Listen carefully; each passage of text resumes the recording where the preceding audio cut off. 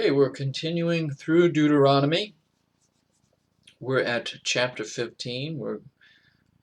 We've been through all the warnings here early on in Deuteronomy. A lot of wonderful, those first 13, 12 chapters there are excellent warnings and kind of foreshadowing what we're going to be reading after, a lot of great stuff. And now here through chapter 14 and on, we're reading a lot of the legal stuff again, repeating stuff that we've talked about before. Nonetheless, it's very important, very symbolic of our behavior, the rest of our lives, how we are to worship Him, how we are to live. He's pretty much teaching us how we should live in this world that we live in, and how we can love God and love our neighbor. And so this is all very important stuff, but it's a little dry, so I apologize. Bear with me. This is the last of the first 5 books of the Bible, and then it's pretty much action-packed from then on. So bear with me until we get to Joshua. So we're in chapter 15. Let's begin in prayer. Heavenly Father, thank you for this day. Thank you for this time to study your word. Please teach us. Open our minds, open our hearts. Reveal to us your truth, wisdom, and knowledge. And please have all of your will in all of our lives. In Jesus' name, Yeshua. Amen. The Sabbatic year, verse 1. At the end of every 7 years thou shalt make a release. And this is the manner of the release. Every creditor that lendeth aught unto his neighbor shall release it. He shall not exact it of his neighbor.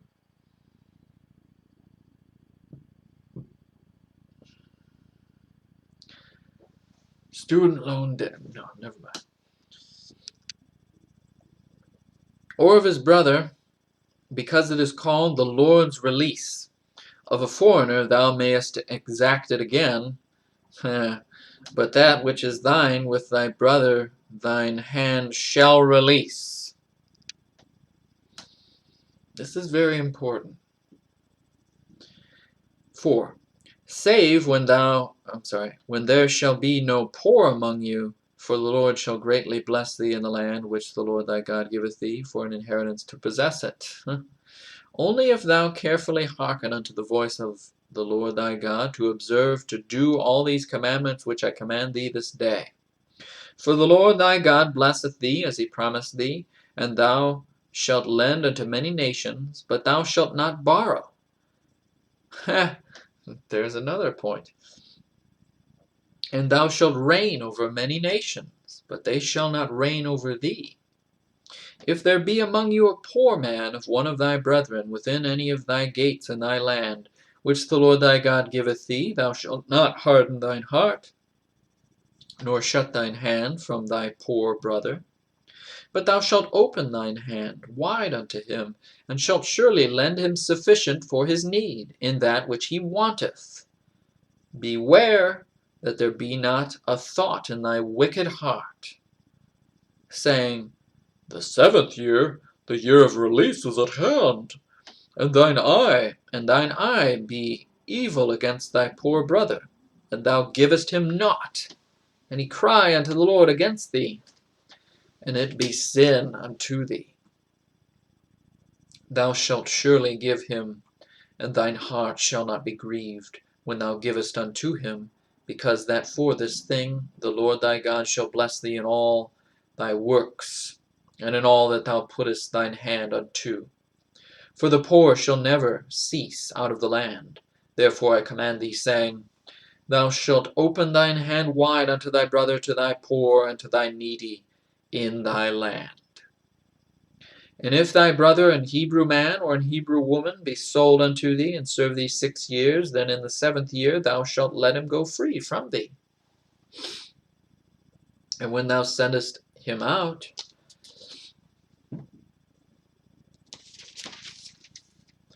free from thee, thou shalt not let him go away empty.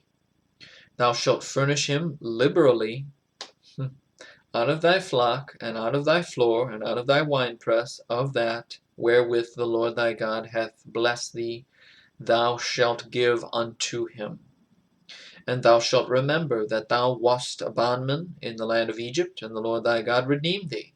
Therefore I command thee this thing today. The perpetual servant, verse 16.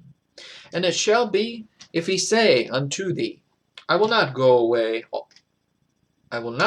from thee, because he loveth thee, and thine house, because he is well with thee, then thou shalt take an awl, and thrust it through his ear unto the door, and he shall be thy servant forever. And also unto thy maidservant thou shalt do likewise. It shall not seem hard unto thee when thou sendest him away free from thee, for he hath been worth a double hired servant to thee, in serving thee 6 years, and the Lord thy God shall bless thee in all that thou doest. All the firstling males that come of thy herd and of thy flock thou shalt sanctify unto the Lord thy God. Thou shalt do no work with the firstling of thy bullock, nor shear the firstling of thy sheep. Thou shalt eat it before the Lord thy God year by year in the place which the Lord shall choose, thou and thy household.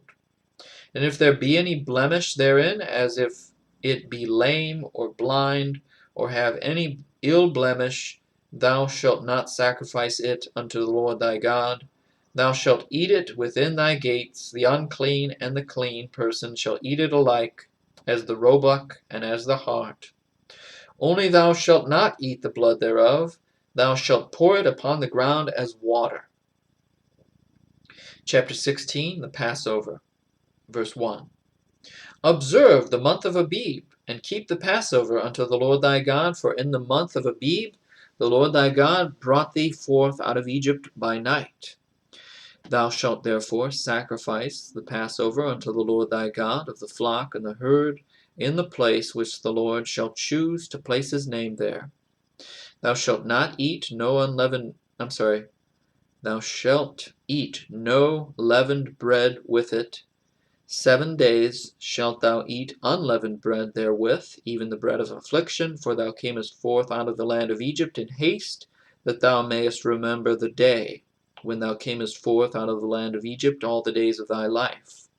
And there shall be no leavened bread seen with thee in all thy coast 7 days, neither shall there any thing of the flesh which thou sacrificedst the first day at even remain all night until the morning. Thou mayest not sacrifice the Passover within any of thy gates which the Lord thy God giveth thee, but at the place which the Lord thy God shall choose to place his name in. There thou shalt sacrifice the Passover at even, at the going down of the sun, at the season that thou camest forth out of Egypt. And thou shalt roast and eat it in the place which the Lord thy God shall choose, and thou shalt turn in the morning and go unto thy tents. 6 days thou shalt eat unleavened bread, and on the 7th day shall be a solemn assembly to the Lord thy God. Thou shalt do no work therein. The Feast of Weeks, verse 9. 7 weeks shalt thou number unto thee. Begin to number the 7 weeks from such time as thou beginnest to put the sickle to the corn. And thou shalt keep the feast of weeks unto the Lord thy God with a tribute of a freewill offering of thine hand, which thou shalt give unto the Lord thy God, according as the Lord thy God hath blessed thee. And thou shalt rejoice before the Lord thy God, thou and thy son and thy daughter, and thy manservant, and thy maidservant, and the Levite that was within thy gates, and the stranger, and the fatherless, and the widow that are among you, in the place which the Lord thy God hath chosen to place his name there. And thou shalt remember that thou wast a bondman in Egypt, and thou shalt observe and do these statutes. The Feast of Tabernacles, verse 13. Thou shalt observe the Feast of Tabernacles 7 days. After that thou hast gathered in thy corn and thy wine, and thou shalt rejoice in thy feast, thou and thy son, and thy daughter, and thy manservant, and thy maidservant, and the Levite, the stranger, and the fatherless, and the widow that are within thy gates. 7 days shalt thou keep a solemn feast unto the Lord thy God in the place which the Lord shall choose. Because the Lord thy God shall bless thee in all thine increase and in all the works of thine hands, therefore thou shalt surely rejoice. The gifts of the males, verse 16. 3 times in a year shall all thy males appear before the Lord thy God in the place which he shall choose, in the feast of unleavened bread, and in the feast of weeks, and in the feast of tabernacles, and they shall not appear before the Lord empty. Every man shall give as he is able, according to the blessing of the Lord thy God which he hath given thee. Judges in the gates, verse 18.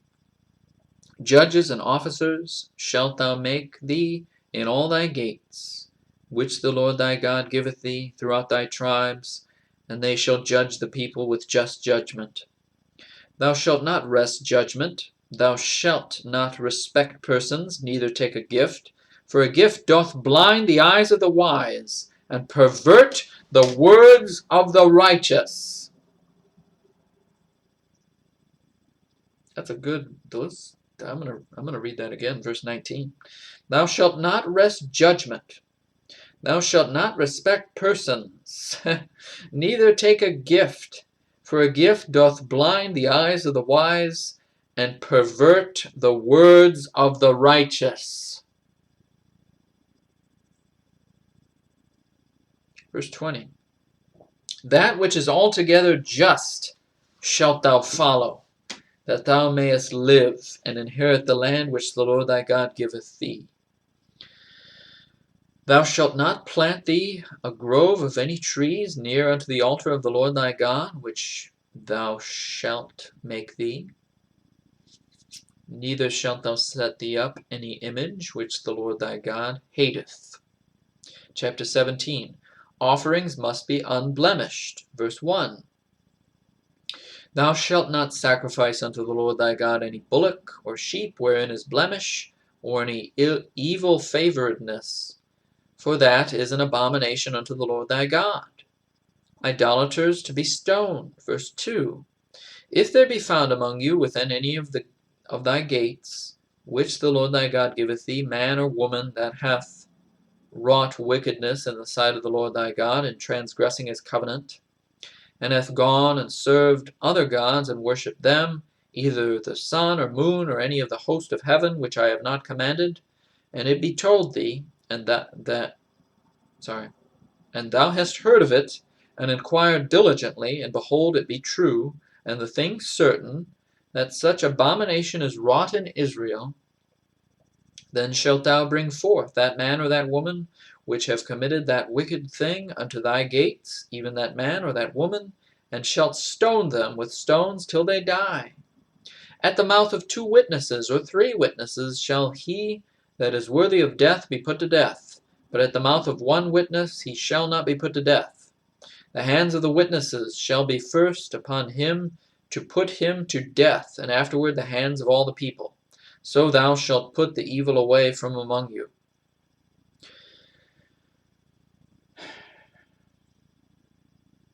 Obedience to authority. Verse 8.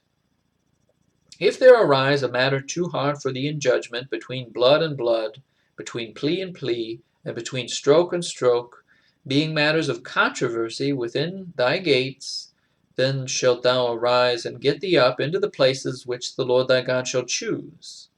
And thou shalt come unto the priests of the Levites, and unto the judge that shall be in those days, and inquire, and they shall show thee the sentence of judgment.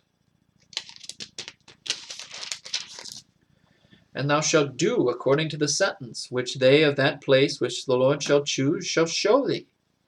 And thou shalt observe to do according to all that they inform thee, according to the sentence of the law which they shall teach thee, and according to the judgment which they shall tell thee.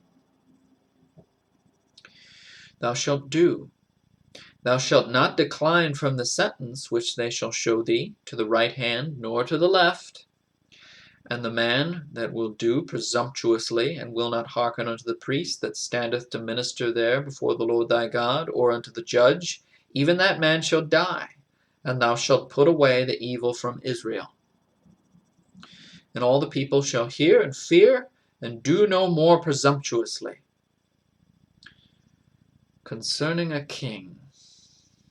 This is very important here. Verse 14. When thou art come unto the land which the Lord thy God giveth thee, and shalt possess it, and shalt dwell therein, and shalt say, I will set a king over me, like as all the nations that are about me. Thou shalt in any wise set him king over thee, whom the Lord thy God shall choose. One from among thy brethren shalt thou set king over thee. Thou mayest not set a stranger over thee, which is not thy brother.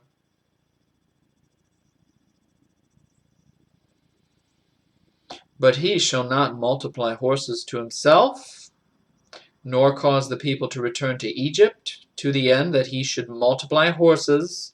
For as much as the Lord hath said unto you, ye shall henceforth return no more that way.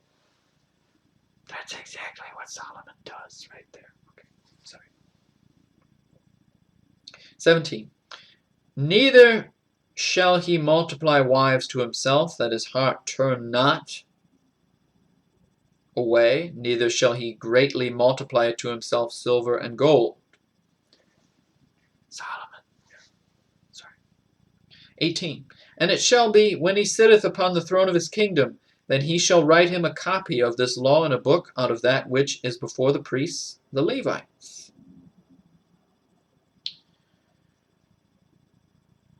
Isn't this what Hezekiah Munson did? Hezekiah, not Munson. I just like to say that, but, I'm joking. Okay. Hezekiah, though, he tried to get people to come back to the Word. And I think there were a couple kings that did try to bring back the Word of the Lord, like it's saying here. That's what you're supposed to do. You're supposed to teach your people the Bible. So you don't see that today. You don't see people doing that in general. Too much commentary. I apologize. 19. And it shall be with him, and he shall read therein all the days of his life, that he may learn to fear the Lord his God, to keep all the words of this law and these statutes, and to do them. Which, when you think about it, that's what David did that. He was in his Bible. He was in the writings of Moses, So this is very important. 20. That his heart be not lifted up above his brethren, and that he turn not aside from the commandment to the right hand or to the left, to the end that he may prolong his days in his kingdom, he and his children in the midst of Israel. Chapter 18, the tribe of Levi, verse 1. The priests, the Levites, and all the tribe of Levi shall have no part nor inheritance with Israel. They shall eat the offerings of the Lord made by fire and his inheritance. Therefore shall they have no inheritance among their brethren. The Lord is their inheritance, as he hath said unto them. The priests do, verse 3, and this shall be the priest's due from the people, from them that offer a sacrifice, whether it be ox or sheep. And they shall give unto the priest the shoulder, and the 2 cheeks, and the maw. The first fruit also of thy corn, of thy wine, and of thine oil, and the first of the fleece of thy sheep shalt thou give him. For the Lord thy God hath chosen him out of all thy tribes, to stand to minister in the name of the Lord, him and his sons forever. And if a Levite come from any of thy gates out of all Israel, where he sojourned, and come with all the desire of his mind unto the place which the Lord shall choose, then he shall minister in the name of the Lord his God, as all his brethren the Levites do, which stand there before the Lord. They shall have like portions to eat, beside that which cometh of the sale of his patrimony. Idolatrous practices forbidden. Verse 9. When thou art come into the land which the Lord thy God giveth thee, thou shalt not learn to do after the abominations of those nations. There shall not be found among you any one that maketh his son or his daughter to pass through the fire, or that useth divination, or an observer of times, or an enchanter, or a witch, or a charmer, or a consulter with familiar spirits, or a wizard, or a necromancer. For all that do these things are an abomination unto the Lord. And because of these abominations, the Lord thy God doth drive them out from before thee. Thou shalt be perfect with the Lord thy God. For these nations which thou shalt possess hearkened unto observers of times and unto diviners. But as for thee, the Lord thy God hath not suffered thee so to do. The great prophecy of Messiah the prophet. There's a reference here for the book of Acts, chapter 3, 22 and 23. But we're in Deuteronomy chapter 18, verse 15. The Lord thy God will rise up unto thee a prophet from the midst of thee, of thy brethren, like unto me. Unto him ye shall hearken. According to all that thou desiredst of the Lord thy God in Horeb in the day of the assembly, saying, Let me not hear again the voice of the Lord my God, neither let me see this great fire any more, that I die not. And the Lord said unto me, They have well spoken that which they have spoken. I will rise them up a prophet from among their brethren, like unto thee, and will put my words in his mouth, and he shall speak unto them all that I shall command him. And it shall come to pass, that whosoever will not hearken unto my words, which he shall speak in my name, I will require it of him. The test of the prophets. 20. But the prophet which shall presume to speak a word in my name, which I have not commanded him to speak, or that shall speak in the name of other gods, even that prophet shall die. And if thou say in thine heart, How shall we know the word which the Lord hath not spoken? 22. When a prophet speaketh in the name of the Lord, if the thing follow not, nor come to pass, that is the thing which the Lord hath not spoken, but the prophet hath spoken it presumptuously, thou shalt not be afraid of him. All right. Pretty amazing. Actually, I've really enjoyed Deuteronomy reading through this time. This has been wonderful.